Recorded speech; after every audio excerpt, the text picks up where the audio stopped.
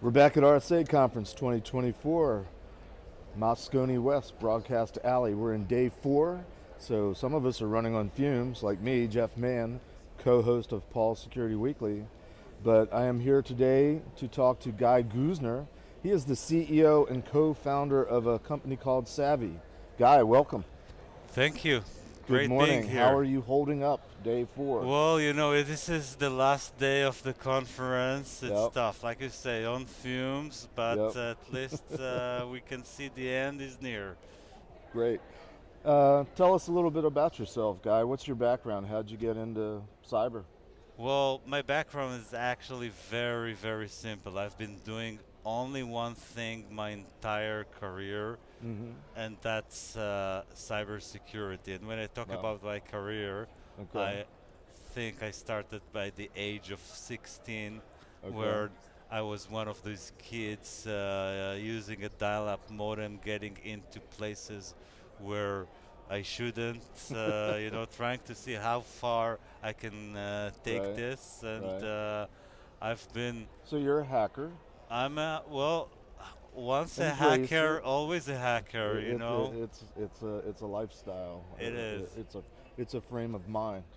So how far back are we talking in terms of when you got your start there?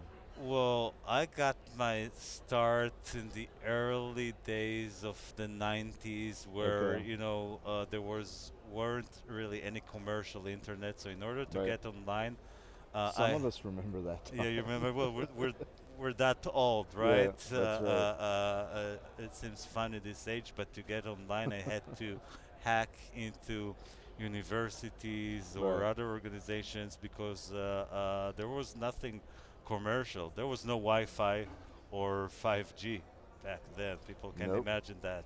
Nope.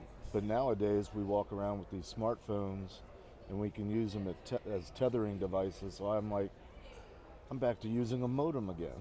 It's a Well, lot faster modem. you're always using some kinds Yep. of a modem. There's always some kind of a signal that gets modulated. I think that Right. most people don't even know what is the concept of modem, but back then you really had to learn the basics of networking and how Sure. everything works, and I think that's really what Yeah. helped me in my I mean, career. it's really foundational and building blocks for some of us that are old enough to remember that. Yeah, Um, exactly. and I mean, for me, it's a little bit of a struggle to understand the modern networking and APIs and where's the perimeter and all that kind of stuff. I'm like, there's Where? still a computer somewhere, and Yeah, it's still connected to a yeah, network somehow. yeah. But I, real quick, I have a question for you, and this is more for the benefit of our main host, Paul. We have Sure. sort of a running friendly competition. Everybody we interview, we ask, what's your favorite hacker movie? So, what is your favorite hacker movie? My favorite hacker movie would be a classic war games, Yes. Okay. with Matthew Broderick, Yep. because Because that's how you started. this is I kind of relate to that. I mean, Yep. I was kind of part of That's that movie exactly what you were doing. because I ended up also being caught. Okay. So that Okay. scene, that's very real for me. Gotcha. Well, he is team hackers. I am team sneakers. But War Okay. Game is sort of a special Well, that's an special old, movie. old skill. It's the grandfather of all Right. hacker movies. But Yeah. so we could talk hacking all day, but let's talk about Savvy. Tell us a little bit about the company and what came about. How did you start it and why? Well, it's interesting because Savvy is kind of a progression of my career, and in Mm-hmm. the end, it's coming back to the basic. I've spent time in our career doing network security, being a long time at Checkpoint, and later started the company securing browsers and applications in Fireglass, and then I Right. realized, well, the cybersecurity problem still comes back to the human Mm-hmm. Yep. part of it, Yep. much back like it was 30 years ago. People are still doing stupid things that Right. get companies compromised. And how do you deal with this? And especially in the world today of SaaS and IT, where it's so easy to consume different services, onboard new things, put your data in different places, enjoy all the new promises of AI that is going to change the world, but there is a price to pay for that, and that security, and that comes back to the freedom that we have as users and the power that we have, and then the mistakes that we're using. So Savvy is there Mm-hmm. to help us use all this technology, Mm-hmm. but within some guardrails that it's not about allowing or blocking and creating that policy. It will allow you to use, but make sure that you do it and you don't do any security violation. Don't use a reused password. Don't use a compromised account. Make sure that you have MFA going on. Don't Right. do any risky kind of Right. configuration. And when that access is no longer necessary, you leave the company, you do something else. Let's make sure that we remove that access so it doesn't used someday to get into Right. the organization. I mean, we're coming from the same era, and we've seen how many generations of shiny objects, silver bullets, the next Oh, big thing, oh, and yeah, yeah. What is it this year? But yeah. I am encouraged in my old age that people are finally starting to pay attention to focus to the things we were saying 30 years ago that you need to do, the non-sexy. There is no tool or product or solution that's going to make you choose a good password, do things responsibly, Mm-hmm. follow a pattern, do the right thing, Yeah. follow a policy, follow a set of Yeah. rules, follow a set of procedures. Um, so mildly hopeful that that's becoming a thing. I'm still a little uh, sickened by how that still often gets packaged into a product because we're sitting across from Moscone with I don't know how many hundreds, if not thousands of Thousands. vendors, Yeah. thousands of Yeah. vendors, and if you implemented every one of those solutions, Yeah. you'd still fall because you had an employee or a user that had a weak password or had a Oh, password that was carelessly yeah. found on the dark web because they were also using it for their whatever account.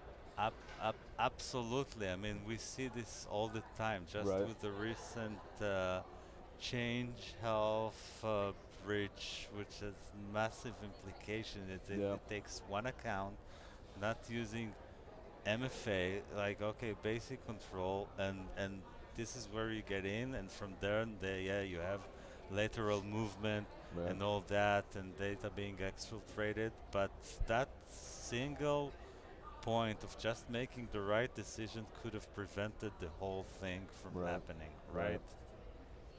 And well, we can keep going on Yeah, that. yeah, But absolutely. so, what are you trying to communicate to organizations? Why look at Savvy? Why what are you offering as a tool to help organizations Yeah. suck less? Yeah. So I think that the first thing is that in order to protect something, you need to know about. So the first is Sure. how do you discover about all of these different accounts and Mm. rogue identities and all the places that people have been onboarding and using stuff. And there's no one way, there's no one single bullet that will Right. cover everything. So we are No, collecting. there's thousands of bullets. Oh yeah, yeah, a whole arsenal here. Yep. But we took multiple approaches that we look at what people are doing in the web through a browser extension. Look at Okay. emails because whenever you onboard an application, there's some kind of a sign-up message. We do API integration with the cloud to collect data from there, and or if you're going to a certain website, we have a technology that can query that website, that application, and gather data from there, and then we can consolidate everything. So at least you Mm-hmm. have now an inventory of all the accounts, all the identities, and then what are the risk factors where people have been doing bad stuff like reusing their passwords, Right. using compromised accounts, doing all kinds of violations, and then is how do you create those automations and guardrails to engage them to say, oh, you go to a compromised account, let's help you change the password now. Mm-hmm. You've been reusing your corporate password. We're going to reset that for you. So it's also about how to make it easy to remediate, so you Mm-hmm. don't need to remember, oh, this is where I need to go, or maybe I say, well, I do it later. It just also make it this very accessible as it happens, Mm-hmm. make it easy to remediate, and also when you no longer need that access, you leave the company, you do something else, you don't lose the application, then how do we safely automate just resetting that account so there's no longer access available? Right. Are are you approaching this because, from a to me from a policy process perspective, organizations should know who all their users are. They should know what all the accounts are. Everybody's got GPOs for access based on groups or role. I mean, my day job is an advisor and assessor, Yeah, and so I'm going into companies, yeah. seeing that they're doing all those things, but are they really, or are they Well, fooling me?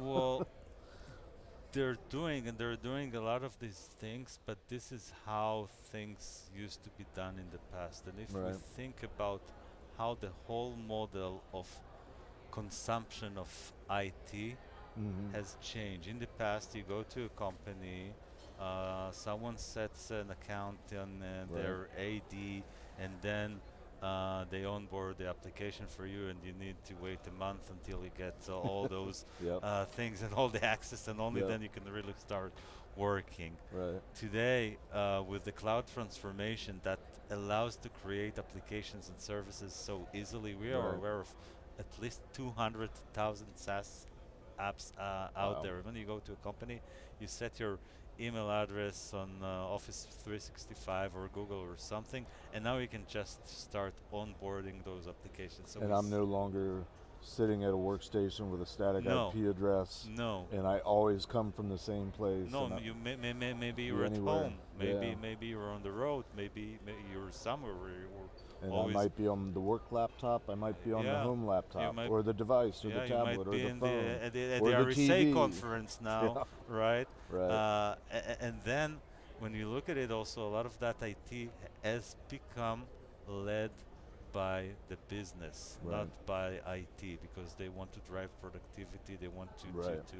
to capture more business. They want to use the latest AI The best big tools thing. Yeah. there to do the work from them. So if we thought in the past about shadow IT and just how we find it and Mm. we blocked it and just we nailed everything and we closed everything, Right. that doesn't work anymore. We need to embrace the fact that IT is being commoditized to a place that business owners, that even single individuals can become their own CIOs and onboard their own apps. And then what do you do as a security team? You just keep telling them no, Right. or embrace that and understand that we need to think about this differently and let them do that, but provide the guardrails of how you can really do this Great. safely. Well, I would love to talk more, but But unfortunately our yeah, time is up, and we need to talk shop in the old times oh, sometime soon. that's great. That's going to wrap for us. If you want to learn more about Savvy and what they're doing to try to help companies get control of that thing that we've lost control of, go to securityweekly.com/savvy, RSAC. Guy, thanks for joining us today. Yeah, thank you very much. Thanks for having me.